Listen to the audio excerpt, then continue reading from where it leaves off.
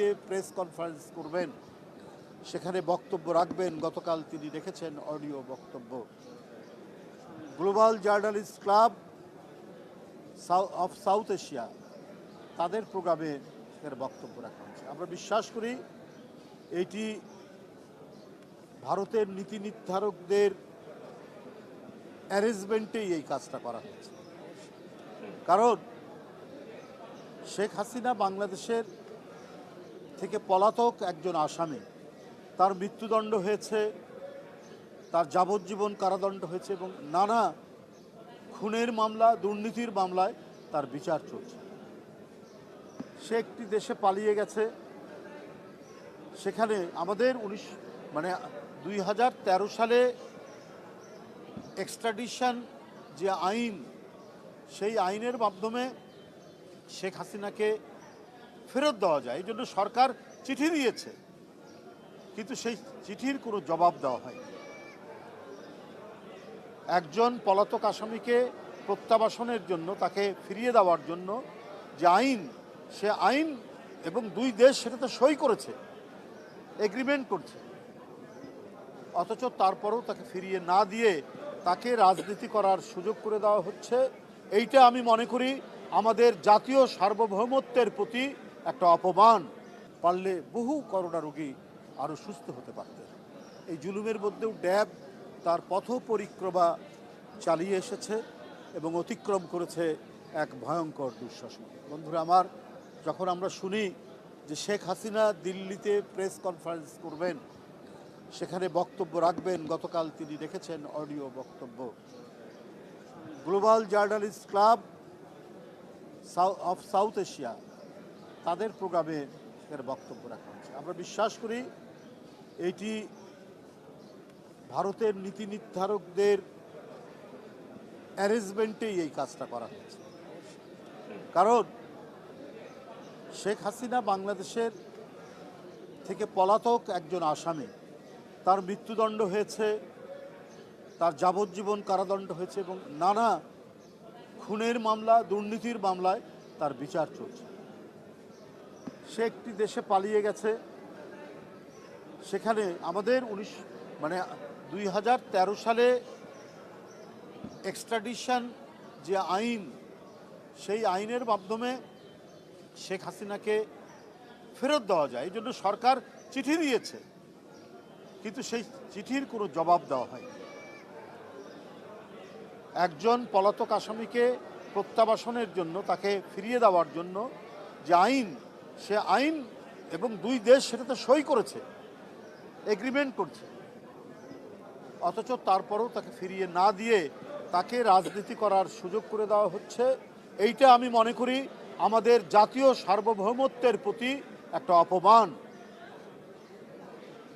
এই অপমান পার্শ্ববর্তী দেশ, আমরা বন্ধু রাষ্ট্র বলি, আমরা সমমর্যাদার ভিত্তিতে পরস্পর অবস্থান করব। আরও অন্যান্য দেশ যারা রয়েছে, সেইখানে একজন পলাতক আসামিকে তার রাজনৈতিক বক্তব্য তুলে ধরার জন্য সুযোগ করে দেওয়া হলো এবং তার পুত্র সহ, তার পুত্রের সহযোগিতায়, সজীব ওয়াজেদ জয়ের সহযোগিতায়। এটা অত্যন্ত দুর্ভাগ্যজনক। আমরা মনে করি যে আমাদের যে মিউচুয়াল ট্রাস্ট, মিউচুয়াল রেসপেক্ট, এটা সম্পূর্ণর উপর এটি একটি হস্তক্ষেপ বলে আমরা মনে করি। এবং আমাদের যে ইন্টারনাল অ্যাফেয়ার্স, সেই ইন্টারনাল অ্যাফেয়ার্সেও এটা এক ধরনের হস্তক্ষেপ, ইন্টারফারেন্স বলে আমরা মনে করি আরেকটি পার্শ্ববর্তী দেশে। কারণ অত্যন্ত উদ্দেশ্যপ্রণোদিতভাবে, পরিকল্পিতভাবে শেখ হাসিনাকে বক্তব্য রাখার সুযোগ দেওয়া হয়েছে।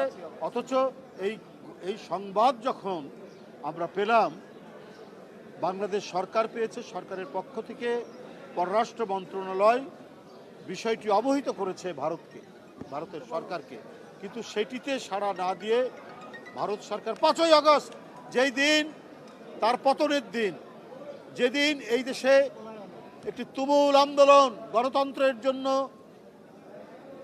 অবাধে আমাদের রাজনীতি করার সুযোগের জন্য, এদেশের জনগণের কথা বলার জন্য, আমাদের স্বাধীনতা সার্বভৌমত্ব সুরক্ষার অঙ্গীকার নিয়ে যে গণজাগরণ, যে মহাবিপ্লব 5ই আগস্টের দিন সম্পন্ন হলো, পালিয়ে গেল, সেই দিনই এই প্রোগ্রামটি দিল্লিতে হচ্ছে আর সেখানে শেখ হাসিনাকে বক্তৃতা করতে দেওয়া হচ্ছে।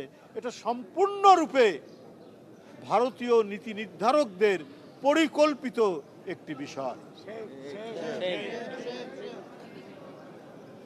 অর্থাৎ যে গণবিপ্লবে 1,500-এরও বেশি তরুণ কিশোর শিক্ষার্থীদের জীবন চলে গেল, তাদের রক্ত ঝরল রাজপথে বাংলাদেশে, এক ভয়ঙ্কর বিয়োগান্তক ঘটনার মধ্যে দিয়ে পালাতে বাধ্য হলো এক ভয়ঙ্কর রক্ত পিপাসু স্বৈরাচার ফ্যাসিস্ট। তাকে পার্শ্ববর্তী একটি দেশ, যেটি পৃথিবীর বৃহত্তম গণতন্ত্র বলে তারা নিজেরা দাবি করেন, সেই দেশে তাকে রাজনীতি করার সুযোগ দেওয়া হচ্ছে, কথা বলার সুযোগ দেওয়া হচ্ছে। ওই দিন, যেদিন তার পতনের দিন, যেদিন ভয়ঙ্কর রক্ত ঝরানো পথ মারিয়ে বিপ্লব সাধিত হচ্ছে, সেই দিন তাকে বক্তব্য রাখা হচ্ছে। অর্থাৎ ওই শহীদদের প্রতি যে রক্ত ঝরিয়েছে শেখ হাসিনা, তার প্রতি অপমান করার জন্যই এই সুযোগটা করে দেওয়া হয়েছে শেখ হাসিনাকে কথা বলা। আমি আবারও এই ঘৃণ্য প্রচেষ্টার তীব্র নিন্দা এবং প্রতিবাদ জানাচ্ছি। বন্ধুরা আমার, যে সরকার জনগণের পক্ষে দাঁড়িয়ে তার অঙ্গীকার প্রতিষ্ঠার জন্য বাংলাদেশের প্রান্তর থেকে প্রান্তরে দৌড়ে বেড়াচ্ছেন, ছুটে বেড়াচ্ছেন আমাদের প্রধানমন্ত্রী তারেক রহমান।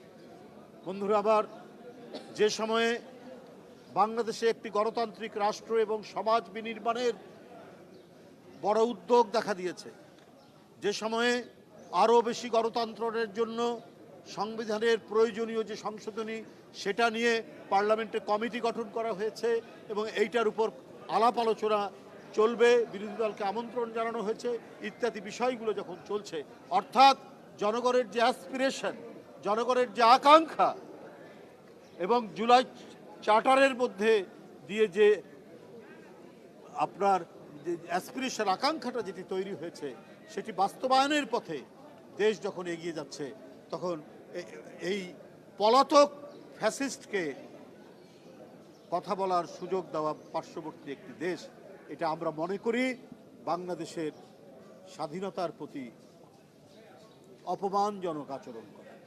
আমাদের এই বর্তমান যে পরিস্থিতির মধ্যে প্রত্যেকটি ক্ষেত্রে, আজকে আমেরিকা ইরান যুদ্ধ চলছে, বাংলাদেশে সংকট তৈরি হয়েছে গ্যাস এবং জ্বালানির, এটা হলো একটা যুদ্ধজনিত কারণ, ন্যাচারাল সংকট, এটা কোনো সিন্ডিকেশনের কারণ নয়। কিন্তু এই সংকট মোকাবেলার জন্য প্রধানমন্ত্রী পৃথিবীর বিভিন্ন দেশে কথা বলছেন, মালয়েশিয়া সহ বিভিন্ন জায়গায়, সেখান থেকে এলএনজি গ্যাস নিয়ে এসে বাংলাদেশের যে ঘাটতি হচ্ছে সেটা পূরণের তিনি প্রচেষ্টা চালাচ্ছেন। একের পর এক তার পদক্ষেপ। আপনারা দেখেছেন যে ডেঙ্গুর প্রকোপ হয় এই সময়, এই ডেঙ্গুর প্রকোপ মোকাবেলা করার জন্য সমস্ত সরকারি হাসপাতালে ডেঙ্গু টেস্ট ফ্রি করে দেওয়া হয়েছে, এই সরকার সেটি করেছে। আপনারা জানেন হামের মিজলস এর প্রচণ্ড প্রকোপ তৈরি হয়েছে, প্রায় 1000-এর কাছাকাছি অনেক শিশুর মৃত্যু হয়েছে। এটা মোকাবেলা করার জন্য প্রায় 2 কোটি শিশুকে ইতিমধ্যে টিকাদান করা হয়েছে। অর্থাৎ টোটাল এফেক্টেডের মধ্যে প্রায় 80% কাভারেজ তৈরি হয়েছে। তো এই কাজগুলো কার পক্ষে? জনগণের পক্ষে, মানুষের পক্ষে। এবং তারেক রহমান নির্বাচনের প্রাককালে যে অঙ্গীকার করেছেন, সেই অঙ্গীকারগুলো তিনি রক্ষা করছেন। তো জনগণ আগে, তার সুখ দুঃখ আগে বিবেচনা করা হবে সরকারের পক্ষ থেকে। তিনি প্রতিদিন প্রতিক্ষণে সেই কাজটি করছেন। জনগণের স্বাস্থ্য, জনগণের শিক্ষা, জনগণের অর্থনৈতিক উন্নতি, জনগণের এবং দেশের যে গণতন্ত্রায়ন, ডেমোক্রেটিক চর্চা এবং রাষ্ট্রের যে একটা ডেমোক্রেটিক স্ট্রাকচার তৈরি করা দরকার, এটা নিয়েও এই সরকার কাজ করে যাচ্ছেন বিভিন্ন ফর্মে। বন্ধুরা আমার, সেইটিকে বাধাগ্রস্ত করার জন্য সবসময় বাংলাদেশের নিজের পায়ে দাঁড়ানোর যখন উদ্যোগে দাঁড়ায়, ঠিক ওই সময় আন্তর্জাতিক নানা চক্রান্ত। জিয়াউর রহমান যখন এই জাতিকে ক্ষুধামুক্ত করেছেন, এই জাতিকে স্বয়ংসম্পূর্ণ করেছেন খাদ্যে এবং বহুদলীয় গণতন্ত্র প্রতিষ্ঠা করেছেন, তখন তাকে দেশীয় এবং আন্তর্জাতিক চক্রান্তে হত্যা করা হয়েছে। ঠিক এখনও নানা পরিকল্পনা চলছে। আমার বিশ্বাস আজকে এদেশের পেশাজীবী সম্প্রদায়, এদেশের ছাত্র জনতা প্রত্যেকেই এই চক্রান্ত উপলব্ধি করবে এবং তারা নিজেরা সোচ্চার থাকবে, নিজেরা প্রস্তুত থাকবে যে কোনো ষড়যন্ত্র মোকাবেলা। ড্যাব তার মধ্যে অন্যতম একটি সংগঠন, এদেশের প্রতিনিধিত্বকারী একটি পেশাজীবী সংগঠন, যেখানে দেশের মেধাবী চিকিৎসকরা যে সংগঠনের অন্তর্ভুক্ত। আপনি সবাইকে ধন্যবাদ জানাচ্ছি। আজকের প্রতিষ্ঠাবার্ষিকী এবং এই প্রতিষ্ঠাবার্ষিকী নিয়ে ড্যাবের প্রত্যেকটি কর্মসূচির